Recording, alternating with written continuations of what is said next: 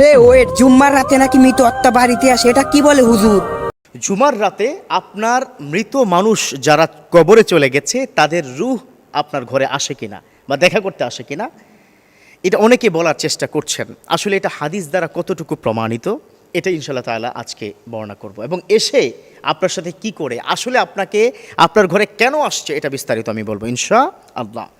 দেখুন, মান মাতা ফি ইয়াউমিল জুমআতে, সবার আগে বলি জুমার রাত্রে অথবা দিনে, ফিল লাইলি ওয়ান নাহার, দিনে এবং রাত্রিতে যদি কেউ মারা যায়, হাদিসের বর্ণনা, বিশ্বনবীর হাদিস, আল্লাহ পাক তার কবরের যে আযাব, কবরের যে বালা মুসিবত, কবরের যে ফিতনা, সেখান থেকে আল্লাহ তাকে হেফাজত করে। সুবহানাল্লাহ।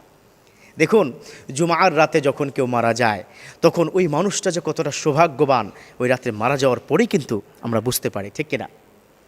কিন্তু একজন মানুষ মারা গেলে কতটা হোপলেস হয়, কতটা হেল্পলেস হয়, কতটা অসহায় হয়, আপনি শুনলে অবাক হয়ে যাবেন। আমার বিশ্বনবী সেজন্যই তো বলেছেন, ইদা মাতাল ইনসান ইনকাতা আনহু আমালুহু ইল্লা মিন সালাত, যখন কোনো মানুষ মারা যায় তার সাথে দুনিয়ার কোনো সম্পর্ক থাকে না, তার সাথে দুনিয়ার কোনো রিলেশন থাকে না, তার সাথে কোনো আমলের সংযোগ থাকে না, তার সমস্ত আমলগুলো কেটে ফেলা হয়। ইদা মাতাল ইনসান, whenever a man die ইনকাতা আনহু আমালুহু ইল্লা মিন সালাত, there is no connection between him and in this world, ওই মানুষটার সাথে এই পৃথিবীর কোনো সম্পর্ক থাকে না। কথা বুঝতে পেরেছেন? উদাহরণ, আপনি যখন কোনো গাছ কেটে ফেলবেন, ওই গাছের আগার সাথে গোড়ার কোনো সম্পর্ক থাকবে? থাকবে না, কারণ আপনি তো গোড়া থেকে তাকে কেটে ফেলেছেন। কোনো পানি, কোনো কিছু যাওয়া, কোনো ধরনের কিছু যাওয়ার কোনো সুযোগ যেমন থাকে না, একজন মানুষ মারা গেলে তার দান সদাকা, তার রোজা, তার নামাজ, কোনো কিছু সুযোগ থাকে না, ঠিক কিনা? মৃত মানুষ কি পারেন? পারেন না। তারপরেও বিশ্বনবী বলেছেন তার আমলটা, তিনটা আমল তার কন্টিনিউয়াসলি থাকবে। বিশ্বনবী তিনি বলেন, ইল্লা ওয়ালাদুন সালিহুন ইয়াদউ লাহু, তার নেককার সন্তান যদি সে রেখে যায়, সে যখনই দোয়া করবে তার আমলটা চলে যাবে কবরে। সুবহানাল্লাহ। ইল্লা ওয়ালাদুন সালিহুন ইয়াদউ লাহু, নেককার সন্তান যখন বলবে, রব্বির হামহুমা কামা রব্বায়ানি সগীরা, আল্লাহ তুমি দয়া করে আমার পিতামাতাকে সেভাবে আদর করো, সেভাবেই ভালো রাখো, ছোটবেলায় যেভাবে আমাকে রহম করম দান করে লালন পালন করেছে।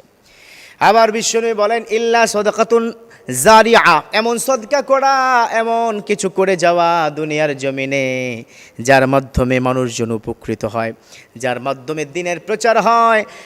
এক নম্বর হলো, আপনি যদি একটা মসজিদ বানান, ওই মসজিদের সওয়াব কিয়ামত পর্যন্ত আপনার আমলনামায় যেতে থাকবে। সুবহানাল্লাহ। একটা মানুষ যখন মারা যায় না, ওই মানুষটা হেল্পলেস হয়ে যায়, হোপলেস হয়ে যায়, সব সময় তাকিয়ে থাকে আপনার দিকে।